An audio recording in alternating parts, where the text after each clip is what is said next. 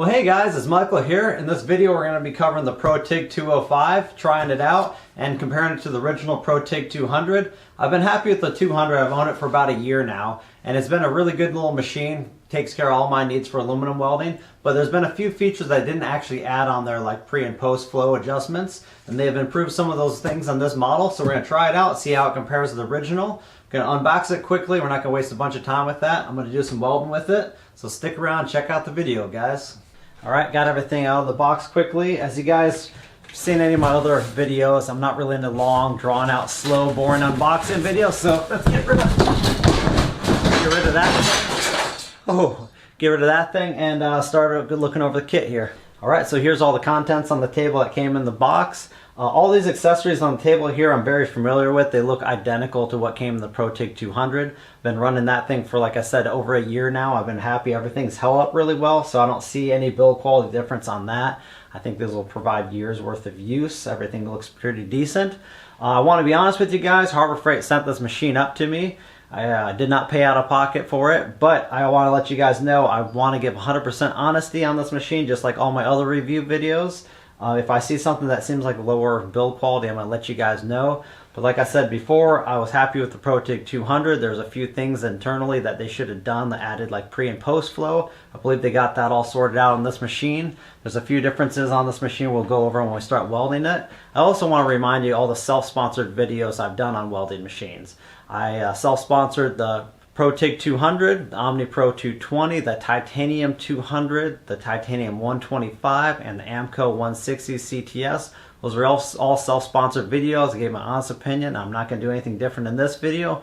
Alright, let's get this thing fired up, go over some of the features, and actually weld up some fenders. I need to actually build some aluminum fenders for my articulating dump truck. So, perfect opportunity to try this thing out. Quick little overview. One thing I'm going to mention, all the cord lengths and everything to save time in the video. I'm actually going to put them up here, so if you're interested in how long these are, you can check that out.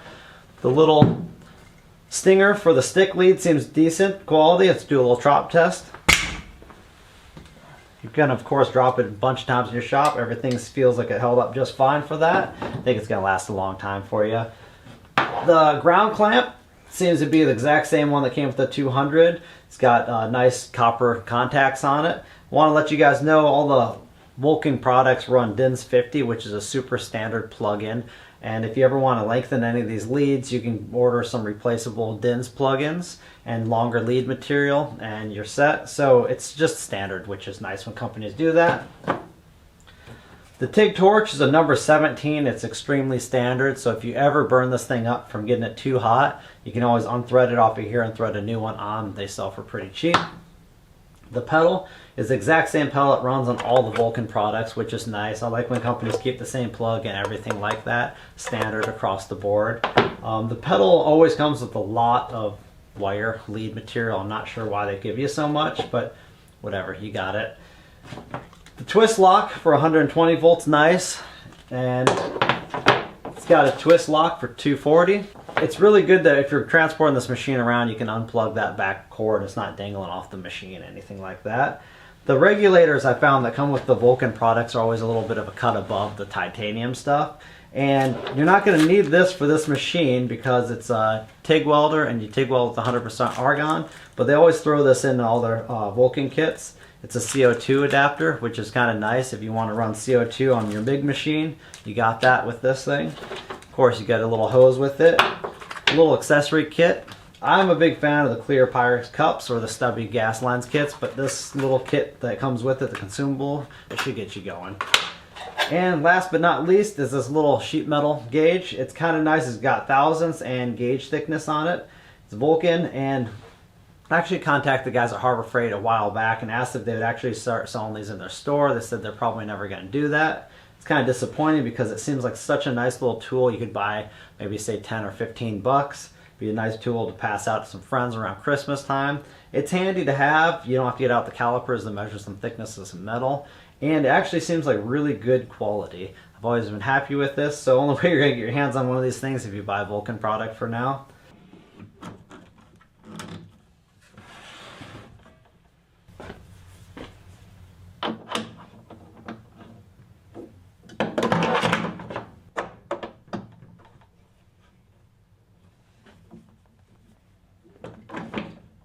So when you go to plug in your pedal here, there's a little white dot on top of this plug-in, and there's also a white dot on top of the machine's plug-in.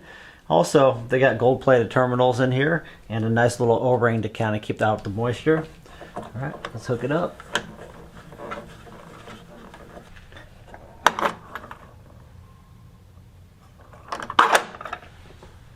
So I got my ProTIG 200 here. It's really dusty. It's been used in the shop quite a bit for over a year now, but it works great still. It's got the ProTIG 200. The 205 actually look like they share the same chassis and everything. So that's kind of nice, same physical size, about the same weight as well.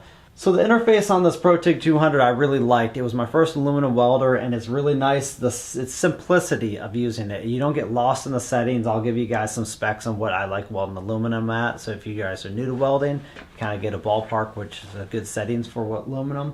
But basically, set this thing up. You got your amps. You switch over to amps for AC, and you got a digital encoder. You turn. This is a little display here to display your amps in red. So you can adjust your amps. You got AC pulse, AC balance, AC frequency, and then you get over the DC side and it's amps and DC pulse. And the very bottom is DC stick amps, so you just adjust all those on those parameters. And this guy has a little display screen. It has a process button, and it has a parameter button and a digital encoder in the center. I believe it's very similar setup to this, but just with the digital display. But they added a few extra features like pre and post flow, which is really nice. That was my biggest disappointment on this machine.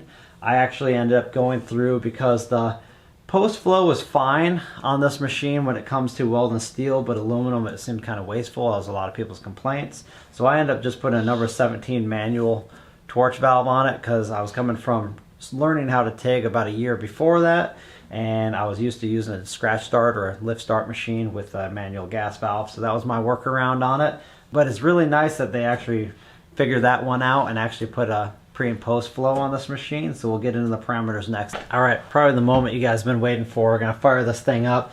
First off, I want to mention that the fan on this thing is quite loud, blows a lot of air. That's probably why it's so good with duty cycles. It's really moving a lot of heat. I've welded on 120 volts on this machine and 120 amps on aluminum for very long periods of time. I've never had it even go into overheat mode where this light would come on, nothing like that. I'm kind of hoping that this fan on this one's an on-demand, not continuous, because this thing moves a lot of air, and there's been times I've actually had to cover the fan outlet a little bit so it doesn't blow across your welding table. And it's just really loud, especially when I'm doing these videos and trying to talk. It'd be running right now and you guys couldn't hear me very well. So I'm hoping, for my sake of making these videos, that this thing, the fan's not continuous, but we'll find out. Let's turn it on. Hey. Oh, there's that fan. Yep, sounds like a pretty high output fan. Nice looking display on this thing though. Well, hey, look at that. Must just ramp up and then ramp back down. That is nice. That's a really nice feature there, because I can talk with you guys. That is a big upgrade. Like I said, I've been using this thing and it's constant, it's on. It's good, it's cool in it, but these on-demand fans are really a nice setup. And that display looks super high-end. It actually looks like a nicer looking display than the Omni Pro 220.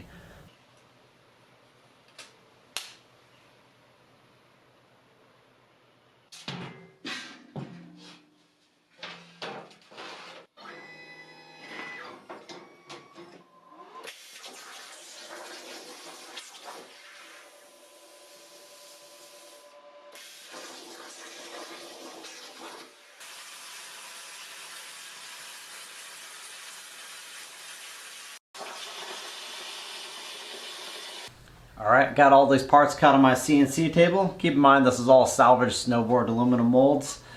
This is going to be the backing plate here for the back part of the fender. Top and front and back sides here. I got all these stitch holes cut on here because I haven't got around to building a box brake for my hydraulic press yet. Got most of the parts and pieces. I've just been too busy on this and trying to make these YouTube videos to set a day aside to make a tool like that. Hopefully soon. This is going to be a little bit of trim to cap this whole area in. When I get to figure it out exactly what angles I want, I'll just bandsaw these and then weld them all together. Alright, let's bend this in the vise.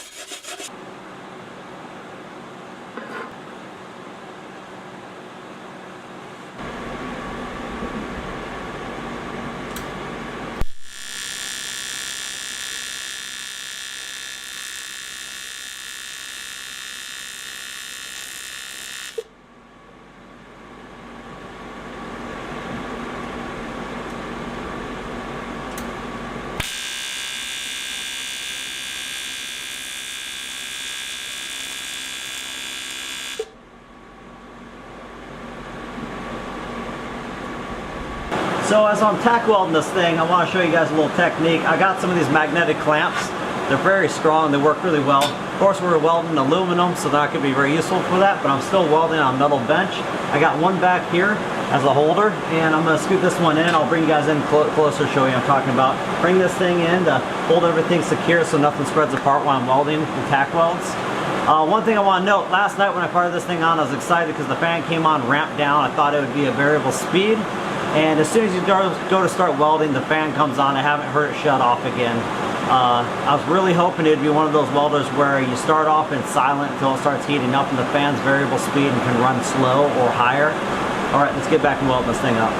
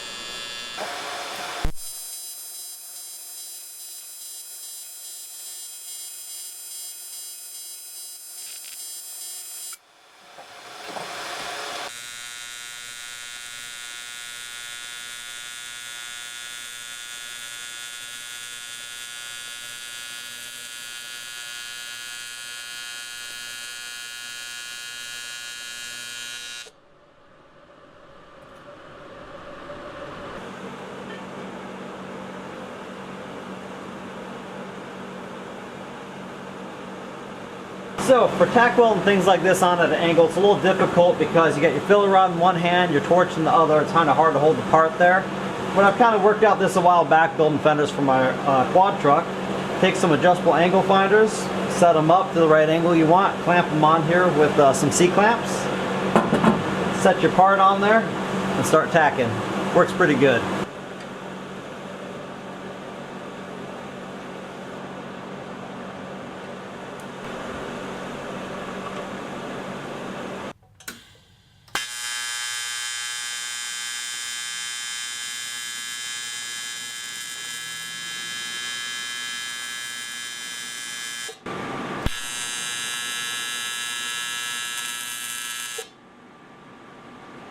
Alright, got that fender all welded up from my articulated mini dump truck.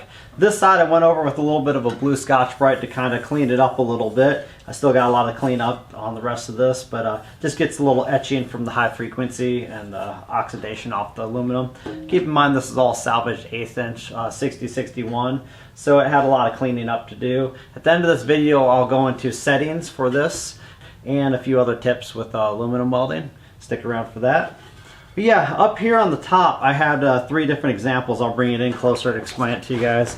I had 3 different examples. I had large, maybe 1/4 inch wide gaps where I cut it with my plasma table so I could bend this thing down. I had to fill all these in.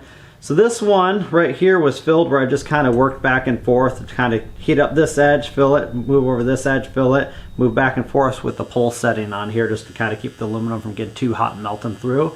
It's kind of globbed on there, but I filled that 1/4 inch, maybe is a little over a 1/4 inch right there. And then over here, this one I went back through with the pulse setting and just melted it all smooth, even though it was already filled. And then I went back over here to show you guys a third example. This is actually the same as these, but I just cleaned it off with the angle grinder and buffed it down Scotch-Brite because it's really just cosmetic. All right, let's get on to some settings here and wrap up the video. So I'll go over some of the settings. Like I said earlier, that was 6061 1/8 inch aluminum. And keep in mind, I'm on 120 volts here. It's maxed out at 120 amps. I just want to show you guys what this thing can do on 120 volts. You're going to be probably around 1/8 inch, maybe a hair thicker, but that's about it for on 120 volts. 240, you got much more amperage available. So we'll go into it. You got it set at 120 amps. Keep in mind you can vary the amperage with the foot pedal. Pre-flow is 0.8 seconds. AC frequency is set to 120. AC balance is 66. Post flow, that's how long the gas flows after you're done, that's 4 seconds. And I had pulse off, but if I turn it on, I'll show you guys what I kind of like to run it at. Background amps, this is the low setting of the amperage when it's on the low pulse side, and then the high pulse side would be 120. So 60% background amps. Peak time is 50-50, so it's basically like that. And pulse frequency is 0.8. Back to the 120 amp screen. So basically this is the AC screen right here if you're welding AC. You got DC TIG, we got our amp settings and stuff like that. Looks like on DC it goes up to 130 on 120 volts. We got pre-flow for DC, post-flow for DC. These are all separate memories too, so if you change it on AC post-flow, DC is not going to be affected. So. And we got pulse on, we got background amps, we got peak amps, and we got pulse frequency. And we go one more process button over, and that's DC stick. Looks like we got 80 amps, and it goes down to 10 amps. So back to AC TIG. So basically this works like the shuttle button on the 200. You can click around. This one you just use the process button. So you go from AC TIG, DC TIG, and DC stick basically. And parameters, just instead of selecting the knob to go through to click the other parameters, you just push this button, and these are all your adjustments with this digital encoder here. So again, on AC TIG we're at 120 amps and it goes all the way down to 10 amps. This is all on 120 volts.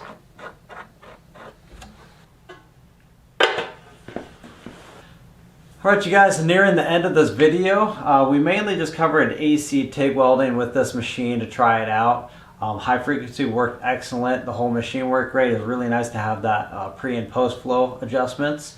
I got used to running my 200 with the manual torch. It's really nice to just set that and forget about it. It works really well. We didn't cover DC TIG or DC stick because I've ran it in the past on my 200. It worked really well, and most people buying an AC machine are going to want to weld aluminum. That's why we just really covered that topic in this video. We covered everything in it. It would have been an hour long. I think most people are going to sit through that. One other little thing to make a note of, if you guys are welding aluminum, whether it be MIG with a spool gun or TIG machine, always clamp your work clamp to the material, not onto your bench. It definitely just, it's much better contact going through your aluminum like that. So just make a note of that. If you're wondering what this machine is, this is my mini articulating dump truck. I built this thing from the ground up. There will be a little link at the very end of this video to a playlist if you're interested in seeing more about this. It's using all Subaru running gear on here. It's all all-wheel drive, and it's going to have a hydraulic dump in the back. That's one of my next projects I'm going to work on, is welding up the dump bed for it. Alright you guys, until next time, take care. Bye.